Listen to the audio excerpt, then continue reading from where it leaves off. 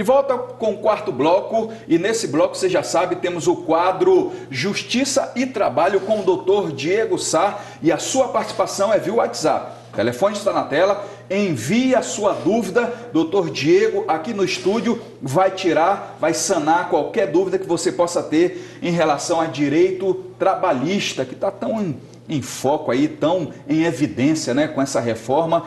Doutor Diego, nós temos aqui a primeira participação da Renata e ela está perguntando o seguinte: Doutor Diego, qual a diferença entre empregada doméstica e diarista? Renata, existe uma diferença enorme entre o conceito de empregada doméstica e diarista. A empregada doméstica é aquela que atua de forma contínua, sem intermitência, né? Para uma pessoa ou para uma família. Sim. Então, ela trabalha em uma casa de família, por exemplo, a empregada doméstica, de forma contínua, né? Não há a questão igual à da diarista da intermitência. A diarista, por exemplo, ela presta serviço na casa de uma família e, ao final daquele serviço, do dia de trabalho, ela recebe pelo dia de trabalho. A empregada doméstica, não. A empregada doméstica, ela tem uma continuidade naquela situação laboral, né? Naquela relação de emprego. Então, há uma diferença muito grande entre diarista e empregada doméstica. A jurisprudência, Fidelix, dos nossos tribunais entende que até 2 vezes por semana nós podemos considerar que a diarista ela não terá vínculo de emprego, ou seja, ela não pode ser considerada relação de emprego. Então, ela pode, na mesma casa, né, de família, ela pode trabalhar até 2 vezes na semana, que não será considerado relação de emprego. Passou desses 2 dias, a jurisprudência majoritária entende que já é relação de emprego, vínculo empregatício, portanto, terá direito a todas as verbas, todos os direitos trabalhistas de um empregado com carteira assinada. Mas a diferença entre empregada doméstica e diarista é basicamente a questão da continuidade na execução do trabalho. A empregada doméstica tem uma constância, já a diarista trabalha de forma intermitente. Perfeito. O senhor falou aí em relação de trabalho, relação de emprego, é justamente uma pergunta aqui do Rafael Araújo. O Rafael pergunta o seguinte: qual a diferença entre relação de trabalho e relação de emprego? Verdade. E existe a diferença sim, Rafael. A relação de trabalho é algo mais amplo, né? Então, a relação de trabalho abrange a relação de emprego, mas nem toda a relação de emprego é uma relação Na verdade, nem toda a relação de trabalho é uma relação de emprego, mas toda a relação de emprego é uma relação de trabalho. Então, o que acontece em relação a esses 2 institutos? Um exemplo de relação de trabalho que nós temos é a prestação de serviço. Então, a relação de trabalho é qualquer forma de atividade laboral executada pelo ser humano.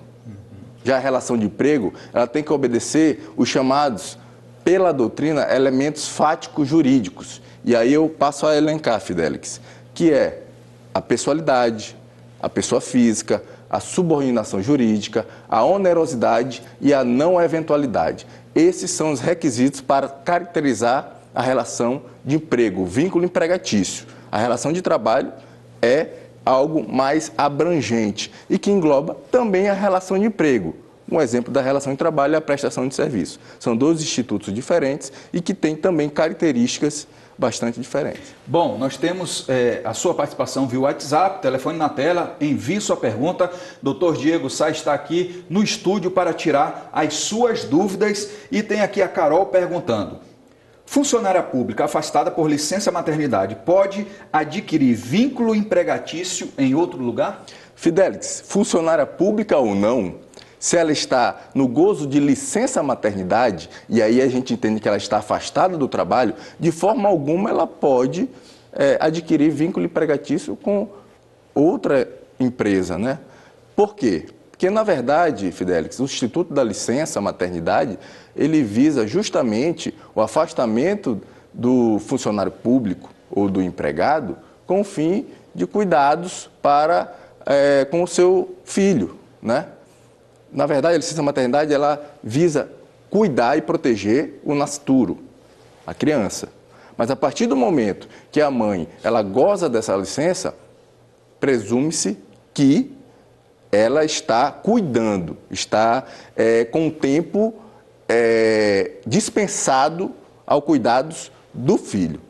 Quando se identifica que essa pessoa que estava gozando de licença maternidade, na verdade, está trabalhando com vínculo empregatício ou não em outro local, perde-se o objeto, né, e o sentido da licença maternidade. Então, no caso da pergunta do funcionário público, isso pode até ensejar sanções para o funcionário público, né? Então, se foi identificado que ele, em gozo de licença maternidade, ele adquiriu o vínculo empregatício ou está trabalhando em outra atividade, primeiramente, terá o benefício suspenso.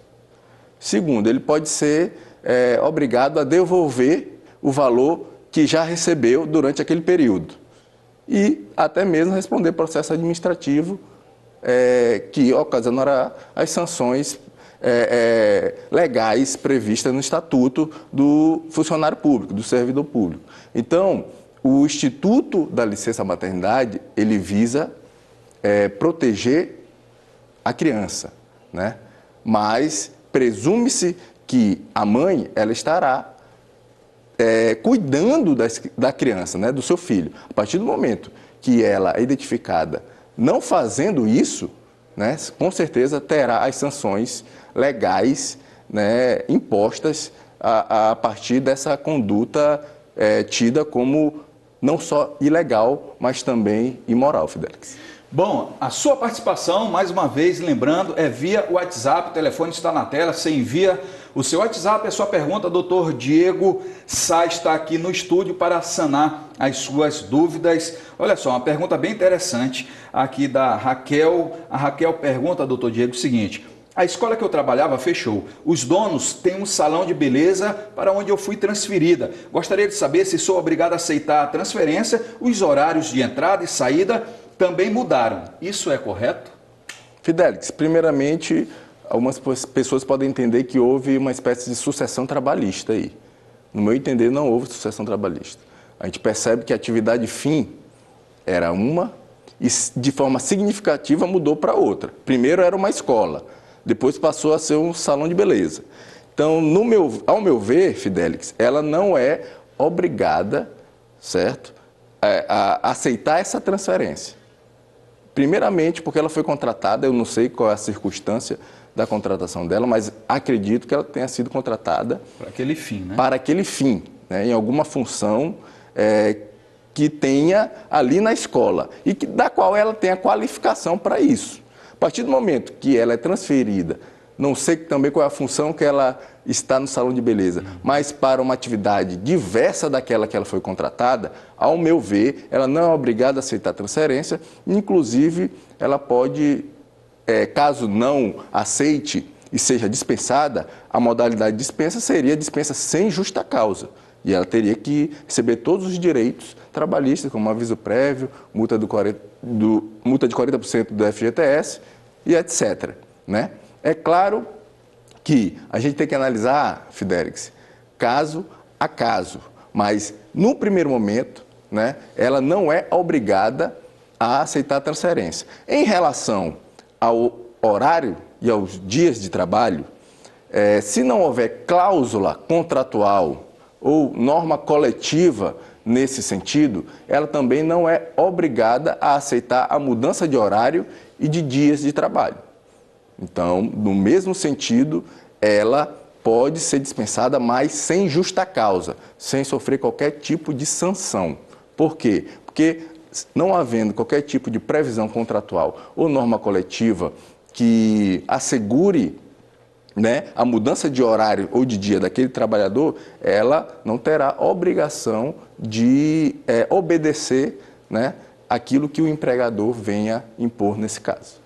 É diferente de uma faculdade comprar outra faculdade, né? De repente muda de dono, mas continua ali no mesmo ramo, é outra história, né? É a chamada, Fidelis, correlação da atividade econômica. Existe aí, nesse caso, no teu exemplo, existe uma correlação. Uma faculdade comprou outra faculdade. O fim é educacional. Sim. No caso do exemplo, né, da situação concreta dada pela nossa telespectadora, houve uma significativa mudança aí da atividade econômica. Então, saiu da escola para o salão de beleza. Então, na verdade, ela não pode ser obrigada a aceitar a transferência nesse caso. Perfeito. Bom, tivemos mais uma participação do Dr. Diego Sá aqui no nosso quadro Justiça e Trabalho. Quero mais uma vez agradecer o senhor pela presença, pela disponibilidade e por ter tirado de forma tão objetiva, e parece ser fácil quando alguém que tem a competência de falar, fala, né? Não é fácil, direito do trabalho realmente realmente cheia de detalhes, de possibilidades, né? Mas torna-se fácil com o doutor Diego Sá aqui no estúdio. Mais uma vez, muito obrigado, doutor. Fidelix, eu que agradeço mais uma vez voltar ao seu programa, ao nosso programa, o programa da família maranhense, podendo esclarecer dúvidas, né, dos nossos telespectadores, e eu estou sempre à disposição do seu programa. Bacana. Vamos ficando por aqui, já ia chamar intervalo, eu quero continuar. Vamos ficando por aqui, sábado que vem teremos mais um Justiça em Ação, em cima das 12h30, 12h35, aqui na TV Guará. Até sábado que vem com mais informações e olha, a possibilidade de também mostrar como foi aí o início da competição de futebol, que é a maior do Brasil, dos advogados aqui do Maranhão. Até sábado que vem.